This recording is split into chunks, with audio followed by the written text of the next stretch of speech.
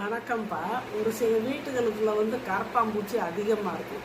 அந்த வீட்டுகளுக்குள்ள ஏன் வருதுன்னா, வெளிச்சம் இருக்கணும், காற்றோட்டம் இருக்கணும். அந்த கிச்சனில் வெளிச்சம் இருந்தால் அப்படியெல்லாம் வராது. இப்போ அவன் அப்போ இருக்குது, வீடு அப்படி அமைஞ்சு போச்சு, வாடகை வீடு, என்ன செய்கிறது அப்படிங்கும்போது நீங்கள் அப்பப்போ சுத்தம் பண்ணி வைக்கணும். பாத்திரம், சாப்பிட்ட பாத்திரம்லாம் அப்படியே போட்டுறக்கூடாது. எண்ணெய் பசை அடுப்பு மேலே சிந்துறது, எல்லாம் க்ளீனாக அப்பப்போ தொடச்சி வச்சிடணும்.